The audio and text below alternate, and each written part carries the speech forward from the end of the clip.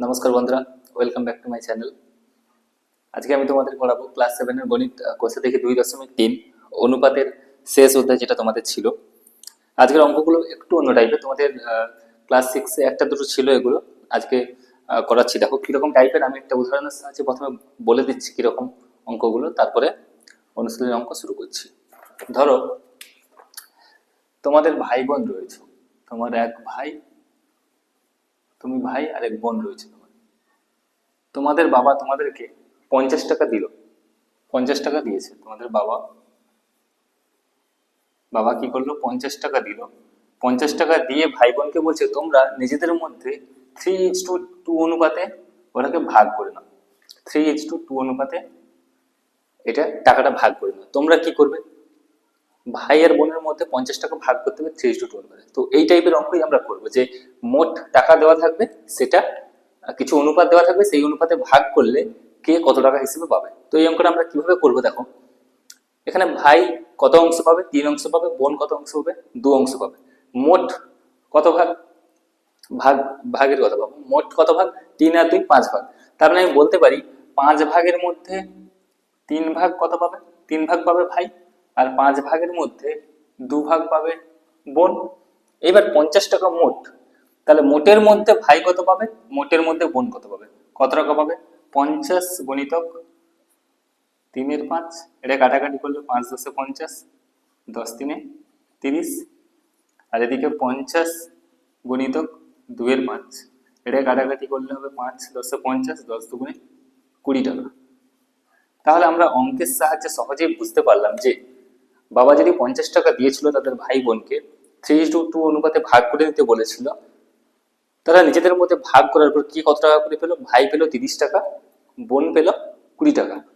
এখনো এটা বোঝা যেতে না পারে, আমরা অঙ্ক করতে করতে আস্তে আস্তে বুঝে যাব কিরকম।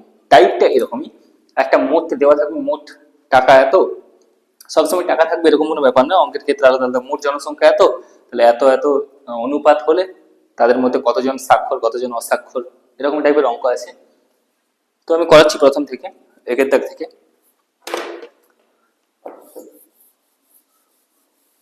টাইপটা এরকম,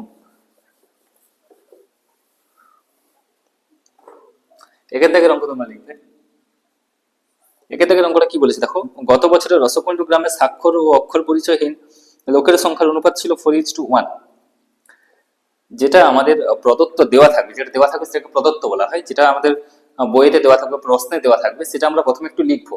তাহলে কি সুবিধা হয়, যে তোমার খাতাটা দেখবে সে সহজেই দেখে বুঝে যাবে যে কি কি দেওয়া ছিল বইতে, তাকে আর আলাদা করে প্রশ্ন দেখতে হবে না, প্রশ্নের যে সংখ্যা মানগুলো দেওয়া ছিল সেগুলো দেখতে হবে না। এই জন্য আমরা কি করবো, প্রথমে যেটা আমাদের দেওয়া থাকবে সেটা প্রথমে লিখবো, একটা লাইন হোক দুটো লাইন হোক লিখবো, তারপরে আমাদের যা করণীয়, যা করতে হবে অঙ্কটা উত্তর বের করার জন্য, সেটা আমরা করবো। এরকম ভাবে অঙ্ক করতে হয়। তো যেটা বলছে স্বাক্ষর ও অক্ষর পরিচয়হীন লোকের সংখ্যার অনুপাত, ওইটা আমরা লিখবো। স্বাক্ষর স্বাক্ষর ও অক্ষর পরিচয়হীন পরিচয়হীন লোকের সংখ্যার অনুপাত।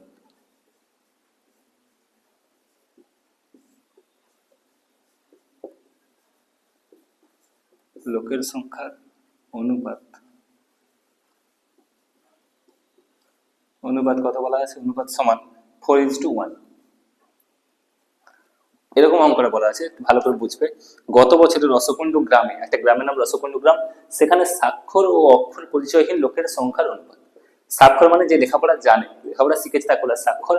আর অক্ষর পরিচয়হীন যে লেখাপড়া জানে না, অক্ষর সম্পর্কে তার কোনো ধারণা নেই, অক্ষর পরিচয়হীন লোকের সংখ্যার অনুপাত 4:1। মানে ওই গ্রামে 4+1 করলে কত, যদি 5 জন হয়, মোট 5 জনের মধ্যে 4 জন কি স্বাক্ষর মানে পড়াশোনা করেছে, আর একজন পড়াশোনা করেনি, এইরকম অনুপাতটা আমাদেরকে দেওয়া আছে। এইবার বলেছে গ্রামের মোট জনসংখ্যা দেওয়া আছে, তাহলে আমাকে বলতে হবে স্বাক্ষর লোকের সংখ্যা কত আর অক্ষর পরিচয়হীন লোকের সংখ্যা কত। তো আমরা যেটা দেওয়া আছে লিখবো, গ্রামের মোট জনসংখ্যা, গ্রামের মোট জনসংখ্যা, গ্রামের মোট জনসংখ্যা সমান 6550 জন। এগুলো দেওয়া আছে। এরপরে আমরা আমাদের অঙ্ক করবো। কিরকম করবো অঙ্কটা দেখো, এখান থেকে এই দুটো দেওয়া আছে, উত্তর চেয়েছে স্বাক্ষর লোকের সংখ্যা বলো আর অক্ষর পরিচয়হীন লোকের সংখ্যা কত বের করো। আমরা এখানে একটা নতুন টার্ম ব্যবহার করব, যেটা হলো আনুপাতিক ভাগহার। আনুপাতিক ভাগহার আর কিছুই নয়, এখানে অনুপাত কত দেওয়া আছে 4:1, মোট কত 4 আর 1 মিলে 5। 5 ভাগের মধ্যে 4 ভাগ হলো স্বাক্ষর লোক আর 5 ভাগের মধ্যে 1 ভাগ হলো অক্ষর পরিচয়হীন লোক, ওইটাকেই বলা হয় আনুপাতিক ভাগহার। ঠিক আছে, তো আমরা লিখবো এভাবে, অতএব স্বাক্ষর লোকের আনুপাতিক ভাগহার, স্বাক্ষর লোকের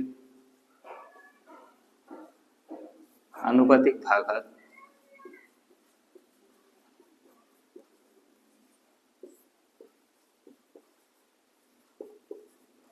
সমান কিভাবে লেখা হয়, মোট কত ভাগ 4 যুক্ত 1, মোট 5 ভাগ তার সমান 4/5। এটা হলো স্বাক্ষর লোকের আনুপাতিক ভাগহার। আরেকটা কি আছে, অক্ষর পরিচয়হীন লোকের আনুপাতিক ভাগহার। অতএব অক্ষর পরিচয়হীন লোকের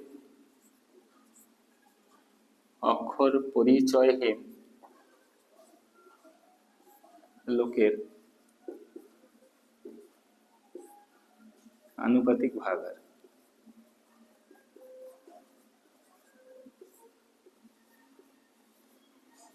আনুপাতিক ভাগহার সমান এরকম একই রকম 4 যুক্ত 1, নিচে মোট 4 যুক্ত 1 থাকবে আর উপরে 1 ভাগ সমান 1/5। তাহলে এখান থেকে দুটো জিনিস কি পেলাম, যে একটা গ্রামের স্বাক্ষর আর অক্ষর পরিচয় লোকের যে অনুপাত দেওয়া ছিল 4:1, তো এখান থেকে আমরা বলতে পারি যে মোট ভাগ 5 ভাগ, 5 ভাগের মধ্যে 4 ভাগ হলো স্বাক্ষর মানে পড়াশোনা করেছে, আর 1 ভাগ 5 ভাগের মধ্যে 1 ভাগ অক্ষর পরিচয়হীন মানে লেখাপড়া করেনি। তো এবার মোট জনসংখ্যা দেওয়া আছে 6550 জন, এর মধ্যে কতজন স্বাক্ষর কতজন অক্ষর পরিচয় এটা বের করতে হবে। তো এইভাবে লিখবো, এবার আমাদের উত্তর বেরোবে। অতএব 6550 জনের মধ্যে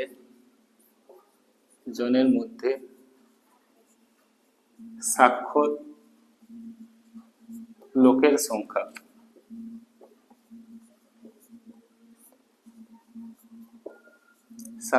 সংখ্যা সমান কত হবে না 6550 গুণিতক 4/5। এটা কাটাকাটি করবে, 5 একে 5, 5 3 15, 5 একে 5 0 সমান, এটা গুণ করলে 4 0 0, 4 একে 4, তার 52 গুণ করবে 5240 জন স্বাক্ষর। তো আরেকটা বের করতে হবে অক্ষর পরিচয়হীন লোকের সংখ্যা। অতএব 6550 জনের মধ্যে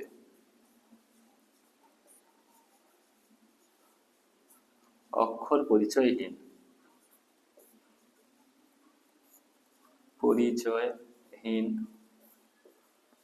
লোকের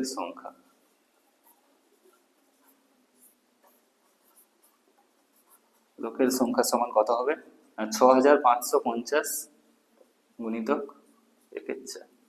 কাটাকাটি করবে, সরি 5 1/5, 5 দিয়ে কাটলে 5 একে 5, 5 3 15, 5 একে 5 0 সমান 1310 জন। তো এগুলোই আমাদের উত্তর, যে মোট 6550 জন ছিল, 6550 জনের মধ্যে ওই গ্রামে স্বাক্ষর লোকের সংখ্যা কত 5240 জন এবং অক্ষর পরিচয়হীন লোকের সংখ্যা 1310 জন। এভাবে এই ভাষাতে উত্তর হয়ে গেল, আর আলাদা করে লেখার দরকার নেই। তো এই অঙ্কটা যদি একটা অঙ্ক যদি তোমরা বুঝে যাও ভালোভাবে, প্রতিটা অঙ্ক এই অনুশীলনের প্রতিটা অঙ্ক একই রকম, কিছু অনুপাত দেওয়া থাকবে, মোট সংখ্যা বলে দেওয়া থাকবে, সেই অনুপাতে ওই মোট সংখ্যাটাকে ভাগ করলে কিভাবে হবে, কত হবে, এই একই রকম। এই কথাটা আমরা ব্যবহার করবো, আনুপাতিক ভাগার কথাটা সবসময় ব্যবহার করবো প্রতিটা অঙ্কের ক্ষেত্রে। ঠিক আছে, এই হলো একের দাগের অঙ্ক। এরপর দুইয়ের দাগেরটা কি বলেছে দেখো, দুইয়ের দাগে বলেছে 640 টাকা বিশু ও অপর্ণার মধ্যে 5:3 অনুপাতে ভাগ করে দিই, কাকে কত টাকা দেবো হিসাব করি। তাহলে এখানে দুটো জিনিস বলা আছে, মোট টাকা বলা আছে আর অনুপাত বলে দেওয়া আছে। দুটো জিনিসই লিখবো, যেটা দেওয়া আছে 640 টাকা, তাহলে মোট টাকা ওটা, মোট টাকা সমান কত 640 টাকা। এবার ওই টাকাটাকে কি করা হবে, বিশু এবং অপর্ণার মধ্যে ভাগ করে দেওয়া হবে কি অনুপাতে 5:3 অনুপাতে। তো ওই ভাষাটা লিখি একটু, বিশু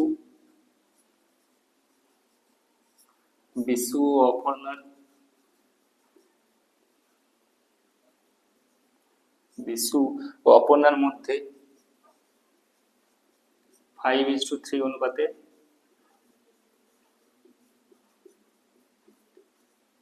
3 অনুপাতে ভাগ করে দিই।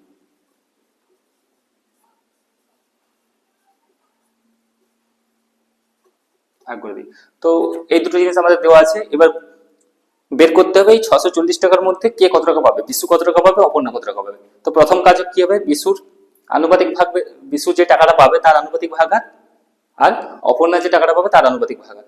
মোট এটাকে যদি দেখা যায়, মোট কত, 5 যুক্ত 3 8 ভাগ। 8 ভাগের মধ্যে বিশু পাবে 5 ভাগ ও অপর্ণা পাবে 3 ভাগ, মানে কম, অপর্ণা একটু কম পাবে। তো এটাই আমরা লিখবো যে অতএব বিশুর টাকা পাওয়ার আনুপাতিক ভাগার। বিশুর আনুপাতিক ভাগার লিখলে হবে, টাকার আনুপাতিক ভাগার লিখলে হয়। বিশুর টাকার আনুপাতিক ভাগার,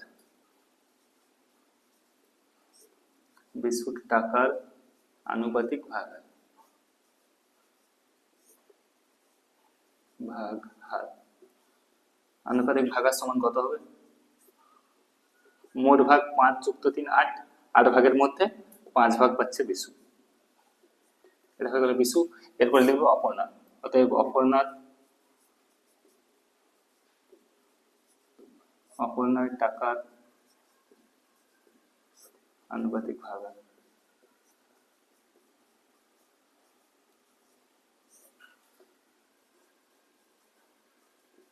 কেউ চাইলে এখানে ডট ডট ব্যবহার করতে পারো, আনুপাতিক ভাগারের জায়গায় একই জিনিস, সমান এটা 8 ভাগের মধ্যে 3 ভাগ হবে অপর্ণা। এরপরে আমাদের কাজ কি, মোট টাকা যেটা আছে 640 টাকা, 640 টাকার মধ্যে বিশু কত পাবে আর 640 টাকার মধ্যে অপর্ণা কত পাবে, ওটা লিখো।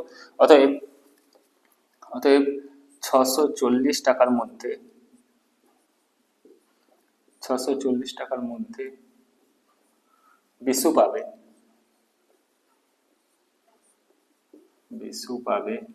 সমান কত, 640 গুণিতক 5, কাটাকাটি করবে, একদম 8 থেকে কেটে দিতে পারো, 8 64 শূন্য, 8 5 40 গুণ করলে হবে 400 টাকা, তাহলে বিশু পাবে 400 টাকা। এরপর লিখবো অতএব 640 টাকার মধ্যে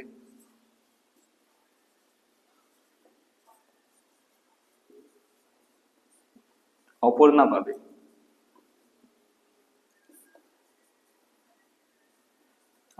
পাবে সমান 640 গুণিতক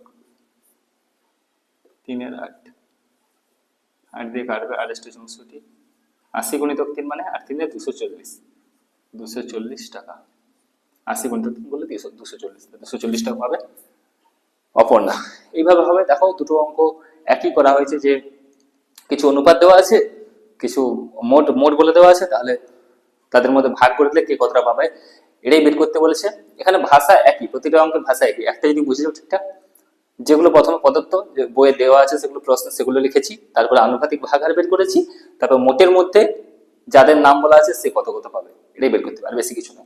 ঠিক আছে, এই দুটো অঙ্ক তুলে নাও, দেখে না পরেরটা করাচ্ছি। হয়ে গেছে, দুটো অঙ্ক হয়ে গেছে। এই অধ্যায়ে তোমাদের মোট আছে 14টা অঙ্ক, প্রায় একই রকম, একটু একটু আলাদা, আর একটা টাইপের আসবে, একটু দেখাচ্ছি কিরকম। যাই হোক, হাতের লেখা মোটামুটি খুব একটা ভালো নয় আমার, তো তোমরা দেখবে একটু ভালো করে, আমার কথাগুলো শুনবে, কথাতে বুঝে যাবে। আর যদি স্লো মনে হয় তোমরা ভিডিওকে একটু এ করে দেখে নেবে, ফাস্ট করে দেখে নেবে, তাতে তোমাদের সুবিধা হবে। তো দেখো এরপরে 3 দাগের অঙ্কটা যেটা আছে, এক বিশেষ প্রকার ইস্পাতে লোহা ও কার্বনের অনুপাত 49:1 হলে হিসাব করে দেখে এই 250 কুইন্টাল ইস্পাতে কত কুইন্টাল লোহা আছে। আচ্ছা, এখানে দেখো লোহা ও কার্বনের অনুপাত দেওয়া আছে, কিন্তু শুধু বের করতে বলেছে লোহার পরিমাণ। তো যেটা বের করতে বলবো আমরা শুধু সেটাই করবো, এখানে দুটো করবো না, লোহা আর কার্বন দুটো বের করবো না, এখানে শুধু লোহাটা বের করবো। কিভাবে, 3 দাগের অঙ্ক এরকম, ইস্পাত কি কি দিয়ে তৈরি হয়, লোহা আর কার্বন দিয়ে ইস্পাত তৈরি হয়। তো ইস্পাতে যেটা দেওয়া আছে, ইস্পাতে লোহা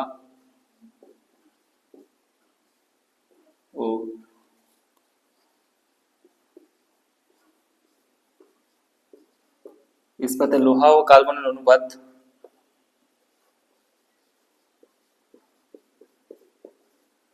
সমান 49:1।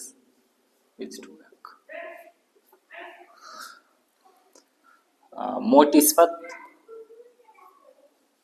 ইস্পাতটা বলে দেওয়া আছে, মোট ইস্পাত সমান 250 কুইন্টাল।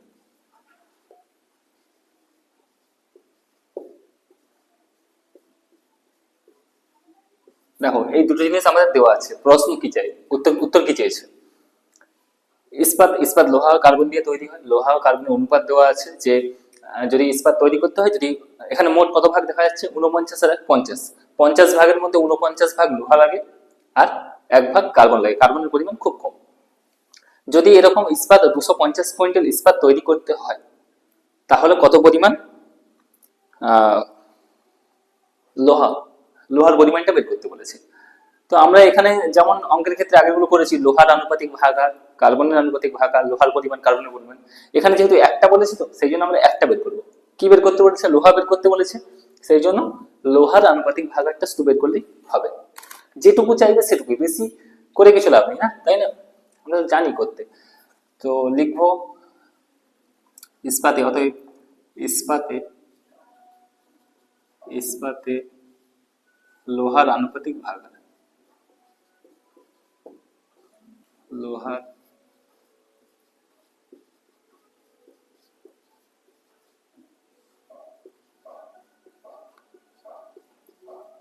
ইস্পাতে লোহার আনুপাতিক ভাগার সমান কত? প্রথম কাজ কি হবে? এই দুটোকে যোগ করো, 49 যুক্ত 1, মোট 50, তার মধ্যে 49 হলো লোহা, সমান 49/50। ঠিক আছে, তাহলে লোহার আনুপাতিক ভাবে 250 কুইন্টালে কত লোহা আছে ওটাই বের করতে বলেছে। অতএব 250 কুইন্টালে 250 কুইন্টালে লোহা আছে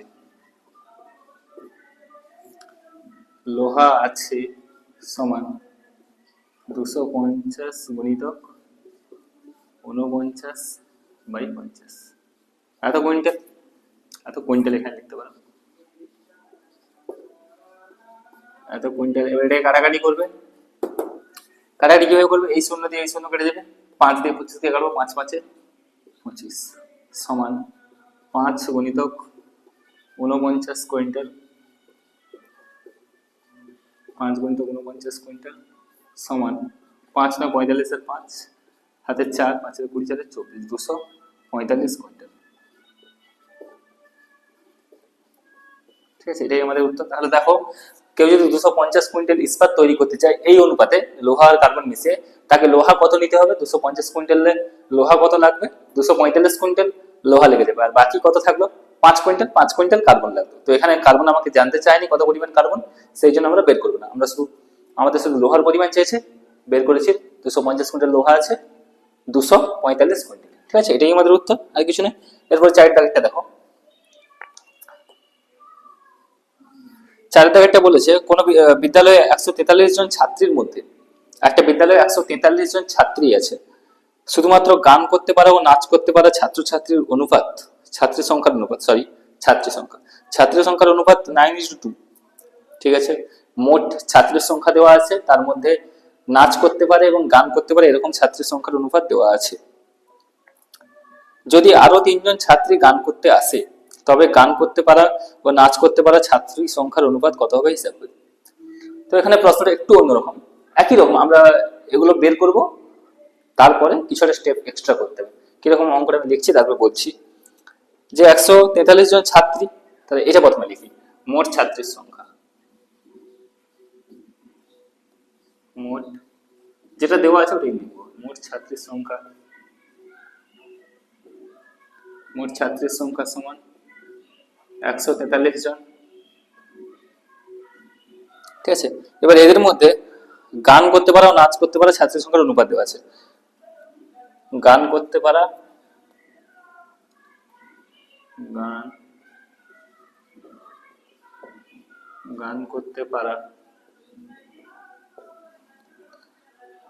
ও নাচ করতে পারা ছাত্রীর সংখ্যার অনুপাত, ও নাচ করতে পারা ছাত্রী সংখ্যার অনুপাত।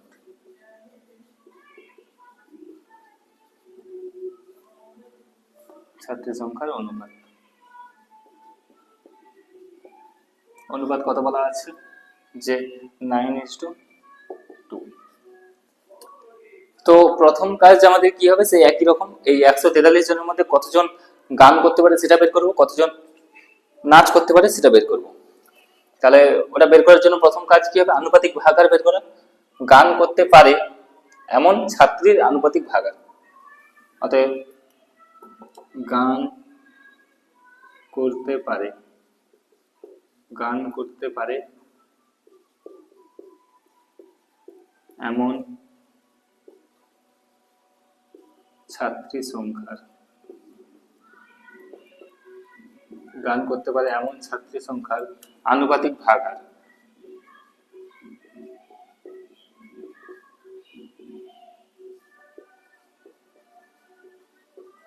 আনুপাতিক ভাগার কত হবে? সমান মোট কত?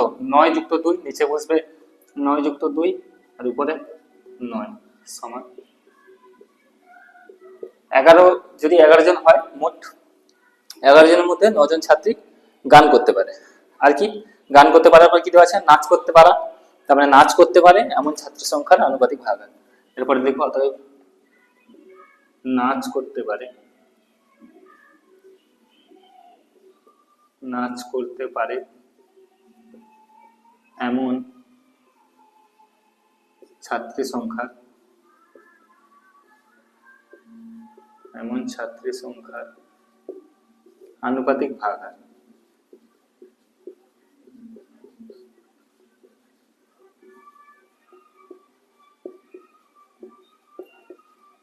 এমন ছাত্রী সংখ্যা আনুপাতিক ভাগে কত হবে? মোট 9 যুক্ত 2, তার মধ্যে 2 ভাগ সমান 2/11। ঠিক আছে, এবার আমরা বের করব 143 জনের মধ্যে গান করতে পারে কতজন? 143 জনের মধ্যে নাচ করতে পারে। অতএব 143 জনের মধ্যে গান করে, গান করতে পারে, করতে পারে সমান 143 গুণিত গানের আনুপাতিক ভাগার কত ছিল? এটা গান, গানের আনুপাতিক ভাগার 9/11, 9/11 এতজন। এটা কাটাকাটি করবে, 11 দিয়ে কাটলে 11 × 11, 14 ছিল 3 বার 33, 11 × 3 33, 13 9 কত? 117, 117 জন। এটা বেরিয়ে গেল। 143 জনের মধ্যে গান করতে পারে। এবার লিখবো, অতএব 143 জনের মধ্যে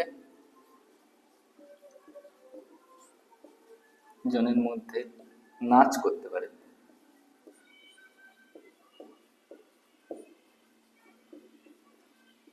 একশো 43 জনের মধ্যে নাচ করতে পারে কতজন?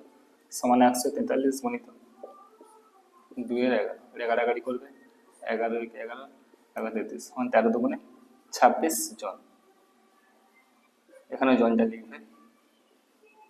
তাহলে যেগুলো আমরা আগের অঙ্কগুলোর ক্ষেত্রে করে এসেছি ততটা পর্যন্ত অঙ্কটা হলো। এইবার এই অঙ্কটার ক্ষেত্রে একটু এক্সট্রা কিছু বলেছে, যে 143 জন ছাত্রছাত্রীদের 143 জন ছাত্রী তো ছিল, ছাত্রীর মধ্যে গান করতে পারে কতজন? 117 জন, এবং নাচ করতে পারে 26 জন। এটা পেলাম। এবার প্রশ্ন দিয়েছে, উত্তর আমরা এটা জানি, এর সাথে কিছু একটা এক্সট্রা। কি এক্সট্রা? না, যদি আরো 3 জন ছাত্রী গান করতে আসে। 143 জন ছিল, তাদের মধ্যে বলছে যে আমরা এতজন 117 জন গান করতে পারি। সে স্কুলে 143 জনের মধ্যে 117 জন ছাত্রী বলছে যে স্যার আমরা গান করতে পারি, বা তাদের একটা দল গঠন করেছে, এতজন গান করতে পারে, আর 26 জন নাচ করতে পারে। এবার কি হয়েছে, আরো 3 জন ছাত্রী গান করতে এসছে, তারা লেট এসছে, এসে বলছে আমরা গান করবো। 3 জন ছাত্রী যদি গান করতে আসে, এখন ছাত্রীর সংখ্যা কত হয়ে যাবে? মানে গান গাওয়া ছাত্রীর সংখ্যা কত হয়ে যাবে? আগে 117 ছিল, এখন আরো 3 জন আসছে, তাহলে 117 যুক্ত 3 করলে 120। তাহলে গান করা ছাত্রীর সংখ্যা হয়ে যাবে 120, আর নাচ করা ছাত্রীর সংখ্যা একই আছে। বোঝা গেল ব্যাপারটা? 120, 26 এদের অনুপাতটা বের করতে বলেছে। যে যদি না আসতো 3 জন ছাত্রী, তাহলে অনুপাত কত থাকতো? এই অনুপাতটাই থাকতো। আগে যে অনুপাতটা দেওয়া আছে, এখন 3 জন ছাত্রী গান করতে এসেছে, তার মানে কি এর সাথে 3 জন যোগ হয়ে যাবে, 117 যুক্ত 3 মানে 120, তখন অনুপাতটা কত হবে এটা আমাদের বের করতে বলছে। তো আর দুটো লাইন এখানে করতে হবে অঙ্কটার ক্ষেত্রে, আমি এরপরে উপরে করে দিচ্ছি, তোমরা এই অঙ্কটা দেখা গেছে, এই অঙ্কটা হয়ে গেলে ওটা মুছে দিচ্ছি।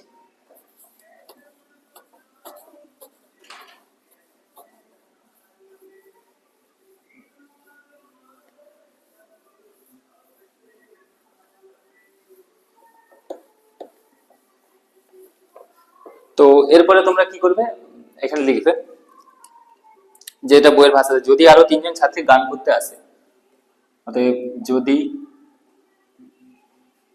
যদি আরো আরো 3 জন ছাত্রী গান করতে আসে,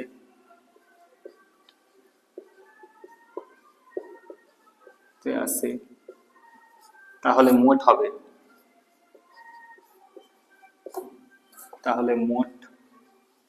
হবে, গান গাওয়া ছাত্রীর সংখ্যার মোট কত হবে, 117 ছিল, 3 জন যোগ হয়ে যাবে, 117 যুক্ত 3 সমান 120 জন।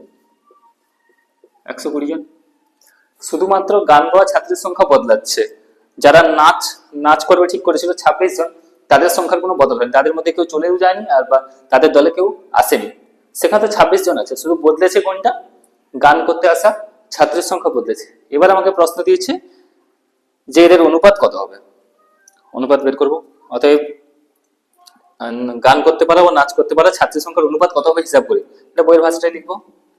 তবে তবে গান করতে পারা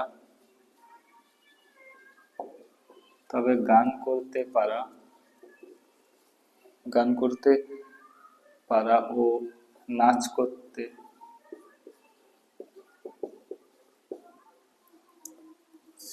পারা ছাত্রীর সংখ্যার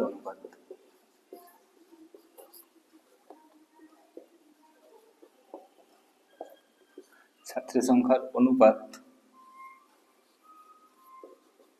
সমান, অনুপাত কত হবে বলতো, গান করতে পারে কতজন, গান করতে পারে 120 জন, 120 বসে গেল, ইজ টু, ও নাচ করতে পারে কতজন, নাচ করতে পারে কত, 26 জন, ওদের কোনো বদলায়নি, তাহলে 26 থাকবে, 120 ইজ টু 26, এটাই আমাদের উত্তর। এটাকে কাটাকাটি করবো, সমান 120/26, কাটাকাটি যাবে 2 দিয়ে, 2 কে 2 দিয়ে 6, আর যাবে না, সমান 60/13। তো এটা হলো এই অঙ্ক উত্তর, বোঝা গেল? তো অনেকবার বলেছি একটা অঙ্কে এত বেশি সময় দেওয়া যাবে না, দেখো বেশি কিছু নেই, আগেরটাতে যেমন বলেছিল মোট দেওয়া থাকতো, অনুপাত দেওয়া থাকতো, তাহলে মোটের মধ্যে কতজন এরা কতজন ওরা বের করতে বলতো, আর তাহলে অঙ্ক শেষ পেয়ে যাবে। এটার ক্ষেত্রেও ওটা আমরা বের করার পরে এক্সট্রা কি বলেছে, এরকম অঙ্ক তোমরা আরো কয়েকটা পাবে, বের করার পরে আমাদের এক্সট্রা একটু কাজ করতে বলেছে, কি বলেছে যে এতজন তো বেরিয়ে গেল, এরপরে যদি ওর সাথে কিছুজন যোগ হয়ে যায় তাহলে নতুন অনুপাত কত হবে, যেমন এখানে গান করতে আসা ছাত্রের সংখ্যা 3 জন যোগ হয়ে গেছে, 3 জন যোগ হয়ে গেলে 117 ছিল 120 হয়ে গেছে, আর নাচের কোনো বদলায়নি 26 জনই আছে, তাহলে তখন তাদের মধ্যে অনুপাত কত হবে, এইটুকুই, ঠিক আছে। এটা হলো 4 দাগের অঙ্ক, প্রথমে এটা তুলবে তারপরে এটা।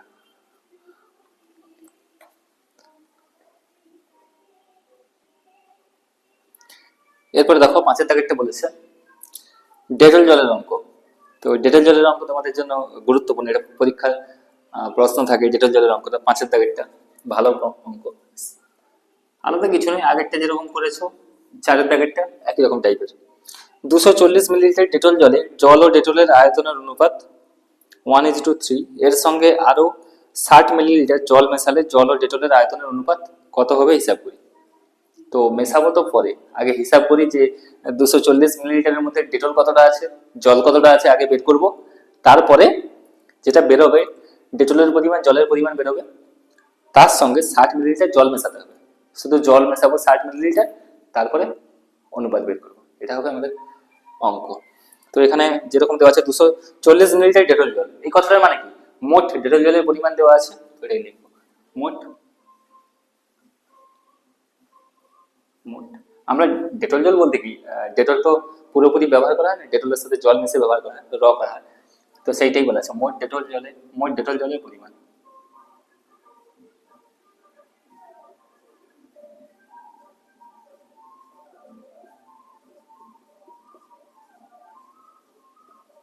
মোট ডেটল জলের পরিমাণ কত বলা আছে? 240 মিলিলিটার, মানে মিলিলিটার, মিলিলিটার 240 মিলিলিটার ডেটল জলের পরিমাণ। এতে জল ও ডেটলের আয়তন অনুপাত দেওয়া আছে, জল ও ডেটলের ডেটলের আয়তনের অনুপাত।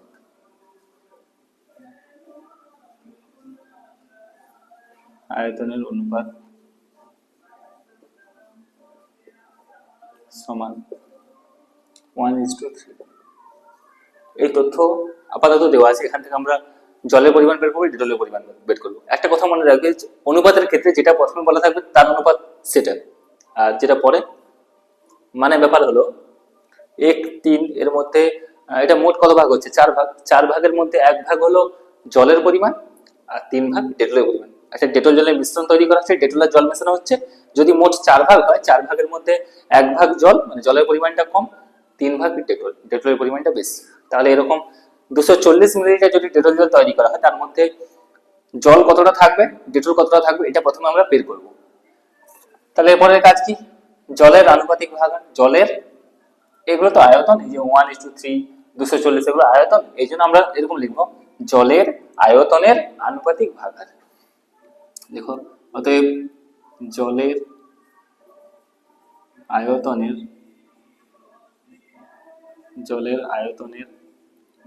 আনুপাতিক ভাগাহার, জলের আয়তনের আনুপাতিক ভাগহার সমান মোট কত? 1+3, তার মধ্যে 1 ভাগ জল। আচ্ছা, কেউ জিজ্ঞাসা করতে পারে এটা কেন জলের লেখা হলো, ডেটল কেন হলো না? কারণ এখানে জল প্রথম ছিল না, যেটা প্রথমে থাকবে সেটা প্রথমে বের করবে, তাহলে সুবিধা হবে। প্রথমেরটা নেবো এখানে, না হলে ভুল হয়ে যাবে অনেক ক্ষেত্রে। এখানে ডেটল বলতে পারি, ডেটল জল তো বলা ছিল, তাহলে আমি ডেটল লিখবো না, এরকম না। এই অনুপাতটার দিকে তাকাতে হবে। এই অনুপাতটায় প্রথমে যেটা ছিল জল ও ডেটল বলা ছিল, তাহলে জলের পরিমাণ প্রথমটা এই 1। কেউ যদি এখানে ডেটল লিখতো, ডেটলের আয়তন, তখন এখানে তাকে 3 লিখতে হতো, 1+3 নিচে থাকতো, উপরে 3 লিখতে হতো। তো এটা পরে লিখতেছি।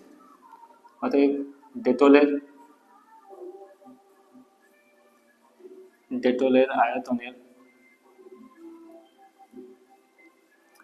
ডেটলের আয়তনের আনুপাতিক ভাগাহার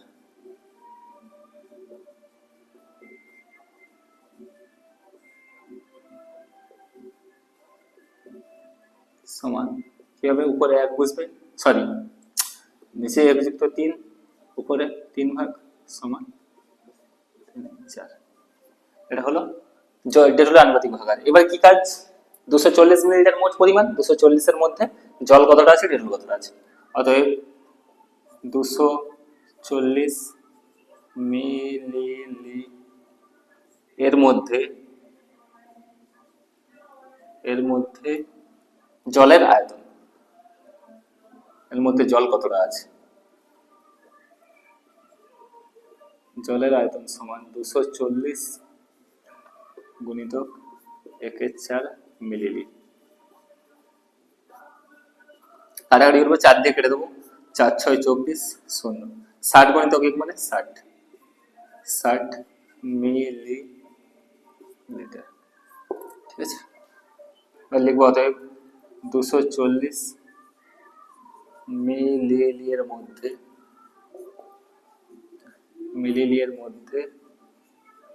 ডেটলের আয়তন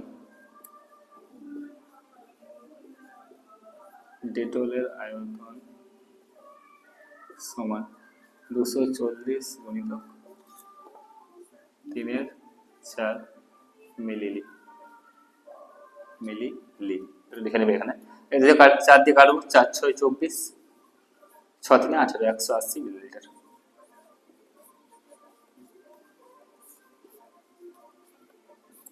ঠিক আছে, তো এতটা পর্যন্ত একটা স্টেপ আমাদের বেরিয়ে গেল। এবার অঙ্কটার ক্ষেত্রে এক্সট্রা কিছু চেয়েছে, যেমন আগের অঙ্কটা চারটে যেরকম ছিল সেরকম। এবারে কি বলেছে, জলের আয়তন বেরিয়েছে 60 মিলিলিটার আর ডেটলের আয়তন বেরিয়েছে 180 মিলিলিটার, তাহলে 180 আর 60 মিলি হচ্ছে 240, তাহলে 240-এর মধ্যে 60 180 আছে, এটা তো বোঝা গেল।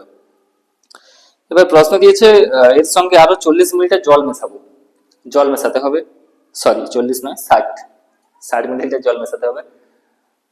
এখন জল কত আছে, জলের আয়তন 60 মিলিলিটার আছে, এর সাথে আরো 60 মিলিলিটার মেশাতে হবে, তাহলে কত হয়ে যাবে, 60 120 মিলিলিটার হয়ে যাবে।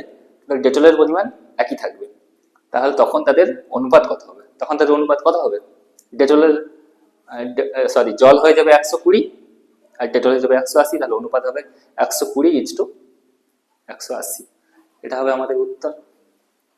বোঝা গেল জিনিসটা, যে এরকম ভাবে মেশানো হয়েছিল, দেখা গেল ডেটলের পরিমাণ বেশি হয়ে যাচ্ছে, জলের পরিমাণ কম হয়ে যাচ্ছে, এই জন্য ঠিক করা হয়েছে যে জল আরো মেশানো হবে, 60 মিলিলিটার জল নেওয়া হয়েছিল, তাতে আরো 60 মিলিলিটার জল মেশানো হবে, তো এটাই লিখবো,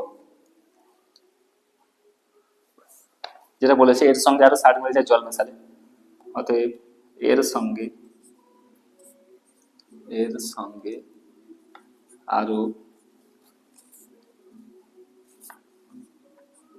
60 মিলিলিটার জল মেশালে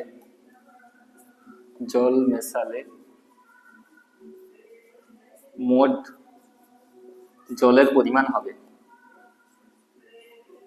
মোট জলের পরিমাণ হবে সমান 60+60 মিলিলিটার, 60+60 মিলিলিটার সমান 120 মিলিলিটার, সমান 120 মিলিলিটার।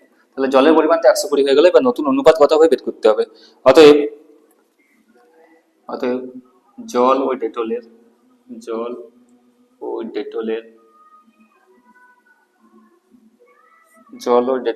আয়তনের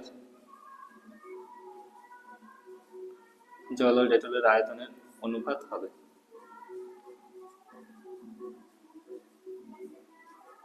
হবে সমান, তোমরা একটু খেয়াল রাখবে, অনেক সময় পরীক্ষার ক্ষেত্রে এরকম ঘুরিয়ে দিতে পারে, বলে দিতে পারে ডেটল ও জলের আয়তনের অনুপাত, তখন ডেটলেরটা আগে লিখতে হবে, তারপর জলের লিখতে হবে। তো এখানে যে প্রশ্ন আছে, প্রথমে জল আছে, তাহলে প্রথমে জলটা বসাবো, জলের পরিমাণ কত, 120 ইজ টু ডেটল কতটা, ডেটল তো একই আছে, ডেটলের কোনো কমানো হয়নি বাড়ানো হয়নি, তাই ডেটলের আয়তন 180, এটা হবে অনুপাত, সময়টা কাটাকাটি করবে, 120/180, 0 0 আর 2 দিয়ে কাটবে, 2 6 12, 2 9 18, 3 দিয়ে কাটবে, 3 2 6, 3 3 9, সমান 2:3। তাহলে এই প্রশ্নের উত্তর। এরকম করে যদি জল মেশানো হয়, তার নতুন জল ও ডেটলের আয়তন অনুপাত কত হবে, 2:3। প্রথম অনুপাত কত হয়েছিল, জল ও ডেটলের আয়তন অনুপাত কত দেওয়া ছিল, 1:3, মানে 4 ভাগের মধ্যে 1 ভাগ জল, 3 ভাগ ডেটল মেশানো হয়েছিল। কিন্তু এখন কি করা হয়েছে, জল যেহেতু বেশি নেওয়া হচ্ছে, তখন অনুপাত এসছে এরকম 2+3, মানে কত, 5 ভাগের মধ্যে জল 2 ভাগ, ডেটল 3 ভাগ। বলছে এবার ঠিক আছে, এবার কাজ করা যাবে ডেটল জলটা নিয়ে, আগে একটু ডেটলের পরিমাণটা বেশি হয়ে গেছিল, জল মেশানোর পরে হয়েছে। তো দেখে নাও আজকে রিপোর্টটা করাচ্ছি।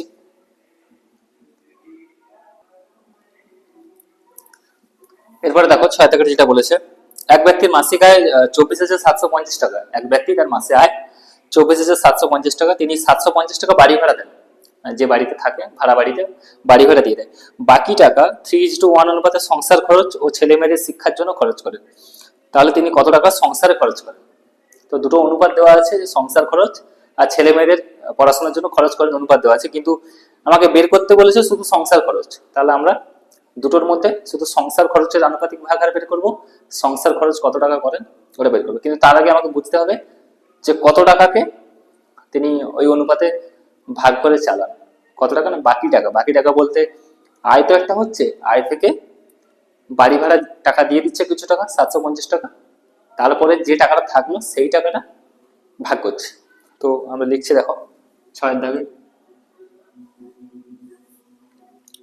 মাসিক আয়, ওই ব্যক্তি মাসিক আয় ভাষাতে তেমন কিছু যায় আসে না, জাস্ট মনের ভাবটা প্রকাশ পেলে হবে। মাসিক আয় কত টাকা, সমান 24,750 টাকা,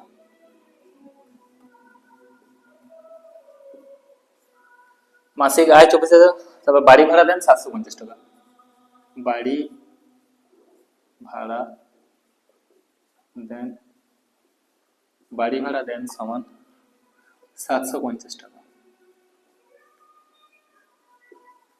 তাহলে আমরা কি বের করবো? মাসিক আয় এত টাকা হয়েছিল, বাড়ি ভাড়া এত টাকা, এবার বাকি টাকা কত তাহলে থাকলো? বাকি টাকা সমান কি করতে হবে? বিয়োগ করতে হবে। 24,750 থেকে 750 টাকা বাদ দিতে হবে,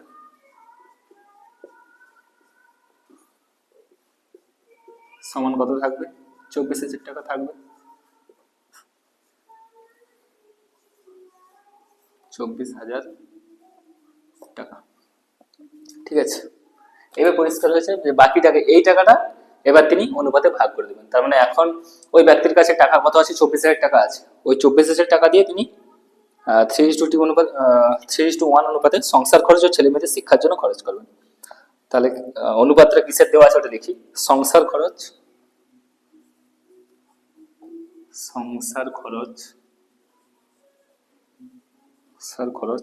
ও ছেলে মেয়েদের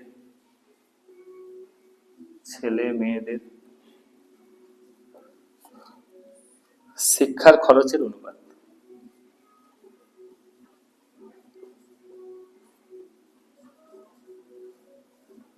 শিক্ষার খরচের অনুপাত দেওয়া আছে, সমান কত দেওয়া আছে? 3:1। এই কথাটার মধ্যে কি বোঝা যাচ্ছে একটু বুঝবে, যে মাসিক আয় 24,750 টাকা হয়েছে ওই ব্যক্তির, কোনো একটা কিছুতে ইনকাম হয়েছে তার মাসে, বাড়ি ভাড়া দিচ্ছেন 750 টাকা, তারপর থাকলো তার কাছে বাকি কত থাকলো? 24,000 টাকা থাকলো।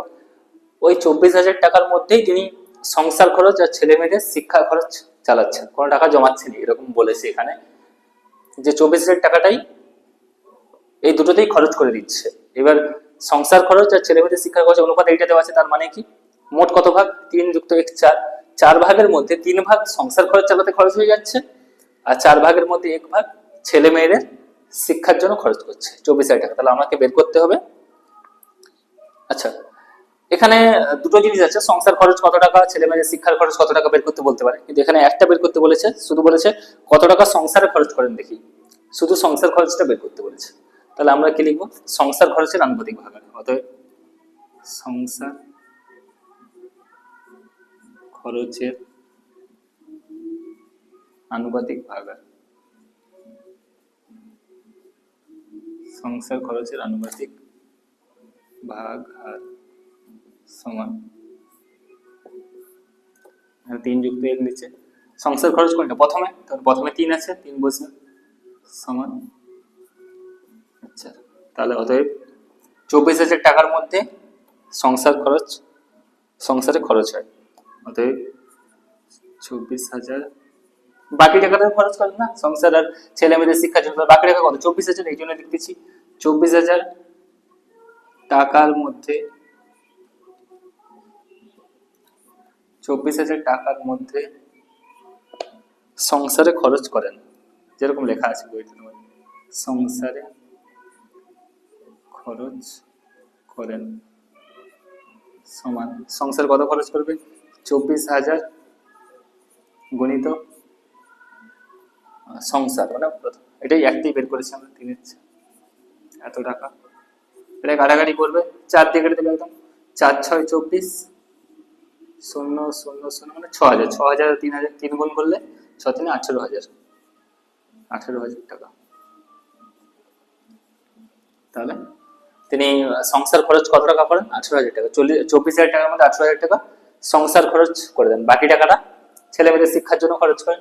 বাকি থাকলো কত? 24 থেকে 18 চলে গেল 6,000, 6,000 ছেলে মেয়েদের শিক্ষার খরচ। তো ওটা আমাদের চাইনি উত্তর, একটাই চেয়েছে, সেই জন্য আমরা একটা বের করেছি। যেরকম উত্তর চাইবে পয়েন্ট উত্তর দেবো, বেশি কিছু নাই, টু দা পয়েন্ট উত্তর দেবো, ঠিক আছে। এইভাবে হবে 6 দাগের অঙ্ক। 6 দাগেরটা দেখে নাও।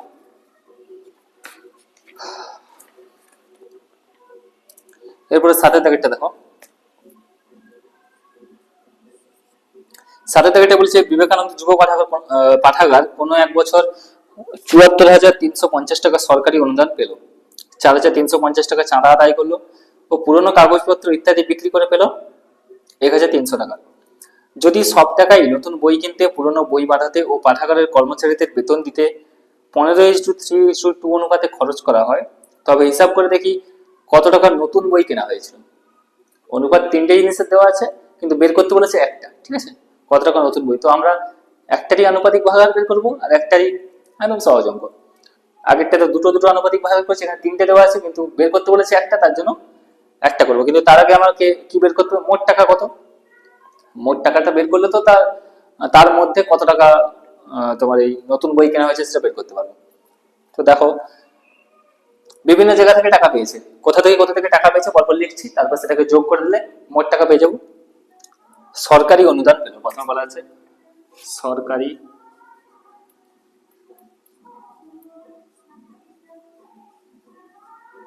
সরকারি অনুদান পেল সমান কত, 74,350 টাকা।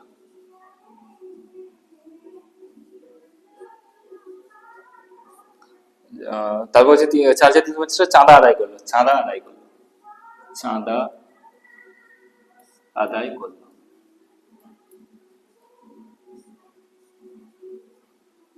চাঁদা আদায় করলো কত, 4,350 টাকা। ঠিক আছে। আরেকটা, পুরনো কাগজপত্র ইত্যাদি বিক্রি করে পেল। পুরনো কাগজপত্র বিক্রি করে পেল। পুরনো কাগজপত্র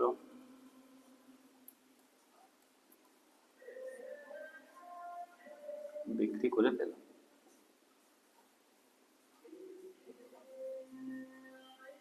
বিক্রি করে পেল কত টাকা, সমান 1,300 টাকা।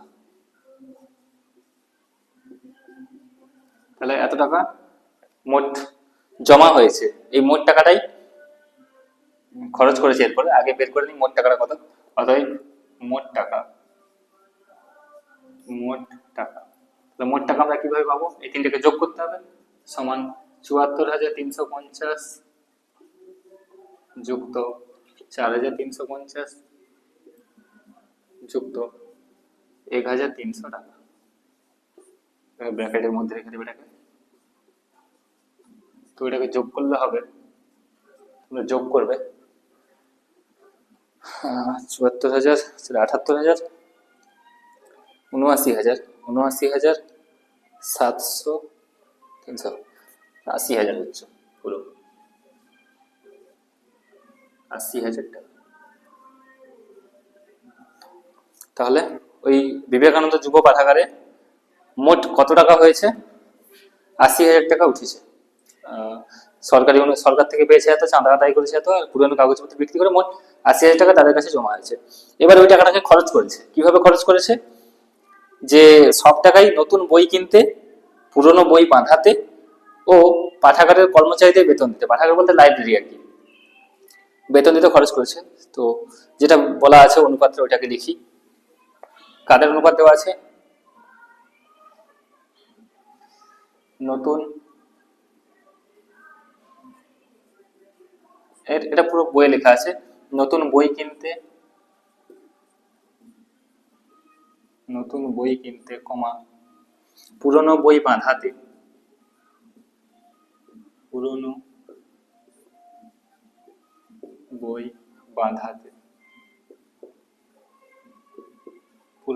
বাঁধাতে এবং পাঠাগারের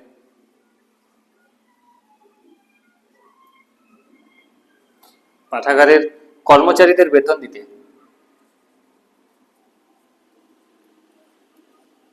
কর্মচারীদের বেতন দিতে।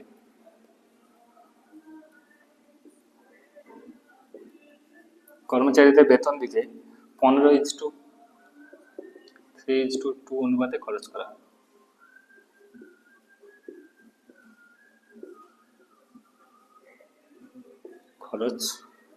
হয়। তো দেখো কি লেখা আছে, মোট 80,000 টাকা উঠেছিল, সেখানের মধ্যে নতুন বই কিনতে, পুরনো বই বাঁধাতে এবং পাঠাগারের কর্মচারীদের বেতন দিতে খরচ করেছে 15:3:2 অনুপাতে। এখানের মধ্যে এই তিনটে জিনিস আমরা বের করবো না, তিনটে জিনিস বের করতে বলেনি, এখানে শুধু বের করতে বলেছে হিসাব করে দেখি কত টাকা নতুন বই কেনা হয়েছিল। নতুন বইয়ের কোনটা, নতুন বইয়ের আনুপাতিক ভাগাহার বের করব। নতুন বইয়ের আনুপাতিক ভাগাহার কত হবে? নতুন বইয়ের প্রথম একটা 15, আর নিচে কি হবে, সবগুলো যোগ হয়ে যাবে। 15 3 2, 15 যুক্ত 3 করলে 18, যুক্ত 2 করলে 20। 20-র মধ্যে 15 ভাগ হচ্ছে নতুন বইয়ের আনুপাতিক ভাগাহার। 15 20 ভগ্নাংশ। তো লিখবো অতএব নতুন নতুন বইয়ের আনুপাতিক ভাগাহার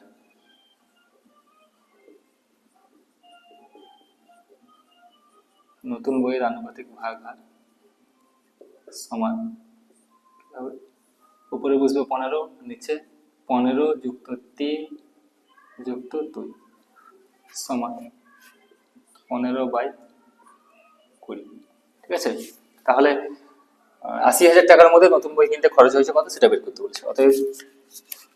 অতএব 80,000 টাকার মধ্যে 80,000 টাকার মধ্যে 80,000 টাকার মধ্যে নতুন বই কিনতে খরচ হয়েছে, নতুন বই কিনতে খরচ হয়েছে সমান 80,000 গুণিত 15/20। এটা কাটাকাটি করতে হবে, একটা শূন্য কেটে দেবে, 2 দিয়ে বাকিটাকে কাটবে, 2 4 8, একটা দুটো তিনটা শূন্য ছিল, তাহলে 1 2 3, কত হলো 4,000 গুণিত 15, এটাকে গুণ করলে হবে 15 4 60, 60,000 হবে, 60,000 টাকা। তাহলে এটাই আমাদের উত্তর। 80,000 টাকার মধ্যে নতুন বই কিনতেই খরচ হয়ে গেছে 4,500 টাকা, বাকি 20,000 টাকা তোমাদের এই পুরোনো বই বানাতে আর পাঠাগারের কর্মচারীদের বেতন দিতে খরচ হয়েছে। তো ওটা আমাদের বের করতে বলেনি কো, কোথায় কোথায় একটাই বের করতে বলেছে, সেই জন্য একটা বের করেছি। অঙ্কটা নাহলে বড় হয়ে যেত না, তিনটা যদি বলতো। অনেক ক্ষেত্রে দেয় কিন্তু বইয়ের অঙ্কই থাকে তোমাদের পরীক্ষার প্রশ্ন, বেশি কিছু ঘুরিয়ে পেঁচিয়ে দেয় না। ঠিক আছে, তো এইভাবে আবার 7 দাগের অঙ্ক দেখে নাও একটু।